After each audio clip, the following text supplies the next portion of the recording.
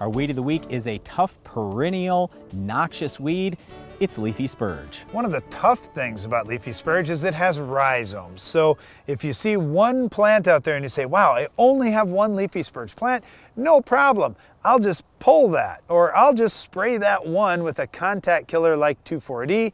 What happens is that root system is down, it's moved out maybe even 10 feet to the side, and now you'll see some more leafy spurge plants popping up. The other thing that we see is, well, I've got a leafy spurge plant creeping into my cultivated field, I'll just do tillage. But you chop up those rhizomes, now you may have a bunch of individual plants popping up out in the field, and it could be even more difficult to control.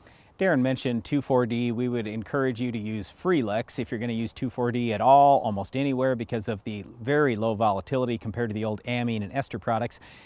If you go out with Freelix, let's say 3 times a year for 3 years in a row, you'll actually see fairly decent control of leafy spurge, but one time, like Darren said, that's not going to cut it. If you want to do a one-time application, well, if you're nowhere near fish or trees, you can go ahead and use Tordon. That's the best thing we've ever seen in pasture ground for leafy spurge. Well, the good thing about Tordon, it will move down into that root system. It will kill leafy spurge once and for all, but we often recommend not just spraying the patch of leafy spurge, but spraying around the outside. Make an extra pass with your spray around the outside of that patch. That accounts for any of those new shoots that are going to be popping up that you don't see yet. In crops, we really don't have a big problem with leafy spurge. You can use just kind of a standard program most of the time. I've actually seen decent control in corn with Hornet. Status will certainly burn it back.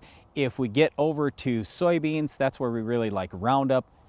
We don't find that leafy spurge is resistant to Roundup. It's just going to take a real high rate to actually kill it. And then in wheat, usually the wheat's enough to choke it out, but you could start with Sharpen, follow with Husky, and at least suppress leafy spurge. That's all the time we have for our Weed of the Week, Leafy Spurge, but Iron Talk is coming up next.